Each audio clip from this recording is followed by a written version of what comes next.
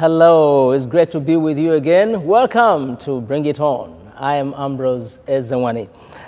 We are here again to discuss those things that touch us closely. The fuel situation in the country. Some say it's easy enough, others say it's getting worse. Others are seeing a different thing from the whole episode. A new way of increasing the pump price. We'll look at that. We'll also look at the Ribadu report that's coming from the Petroleum Revenue Task Force, which he headed. There are matters arising.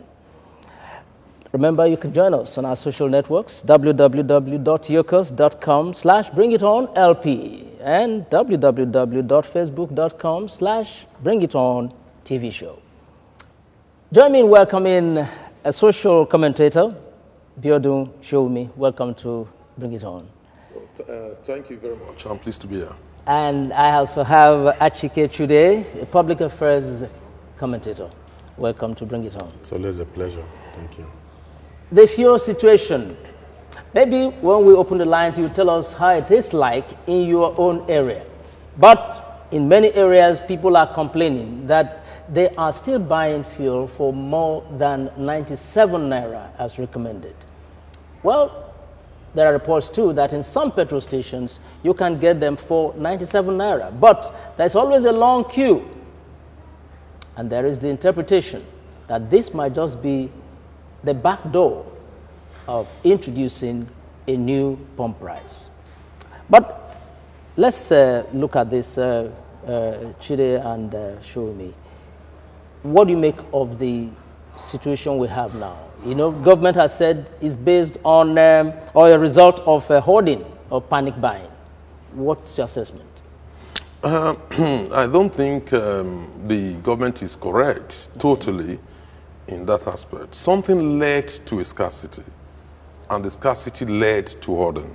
So what the government is not addressing is the issue of the pipe, you know, that got damaged, according to the government, somewhere around Ibafo, Arepo area, just inside Ogun State here, which is the one supplying petroleum products to major parts of southwest Nigeria.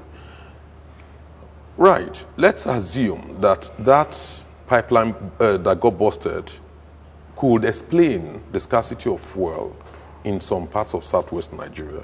How do you explain in other parts of Nigeria where you have this scarcity also, and then people are buying, you know, fuel at more than 150 naira a liter, in some cases 200 naira a liter, in some eastern parts and in some south parts of this country. Yes. So when you actually look at it, it depends on who the government is addressing. If they're addressing people from southwest, they talk about Arepo oil pipeline bust.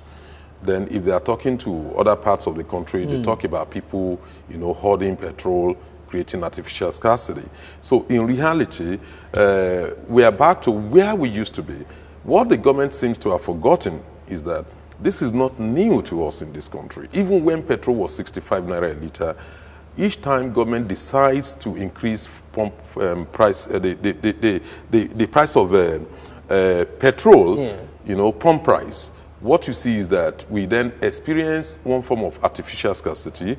Quite often, we always have pipeline damage, blame on militants or something or the other, and then we rely on massive importation. So it has become a cycle. It's like a revolving cycle, which we've been going through from time to time. It is not new.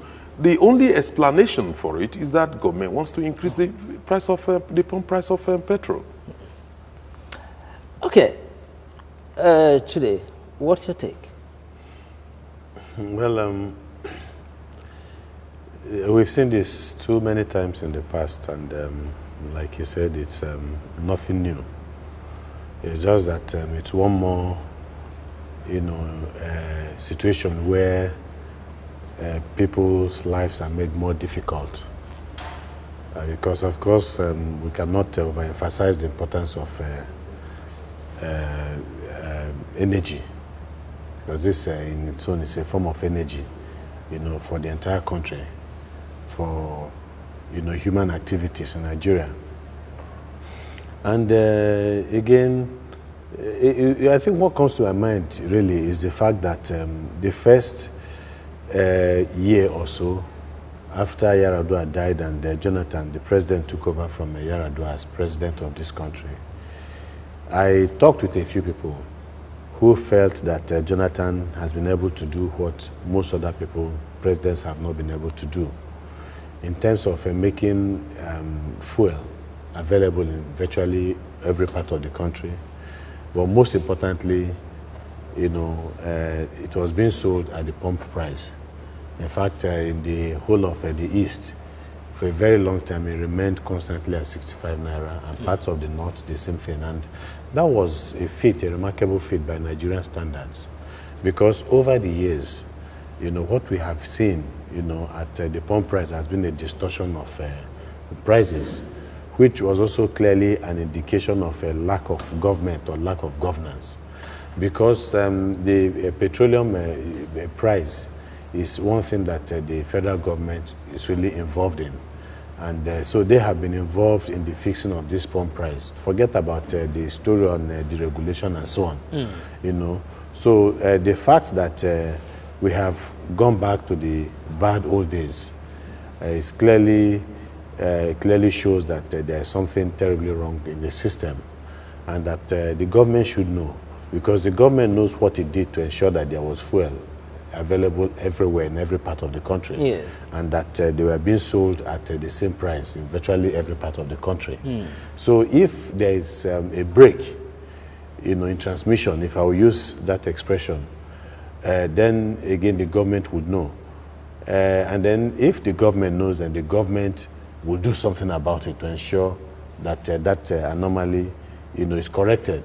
Okay. So the government has not done something about it. Then you ask yourself, why has the government not done anything about it? Government has ability. This government has ability. It has so much resources at its disposal, has the authority and the backing of the people to ensure that they do the right thing, and they have not done it. So you can only come to one conclusion, that this is a deliberate ploy by the government, you know, against the backdrop of what happened in January in this country, you know, for them to introduce this. And it has always been the same, you know, approach. Okay. The people cannot withstand this onslaught for too long. Thank you for being part of Bring It On. Thank you, Chike Chude, for coming. It's been a pleasure. Thank you. Thank you, Biodun, for coming. Thank you. It's my pleasure. I am Ambrose Ezenwane. We'll see you next week.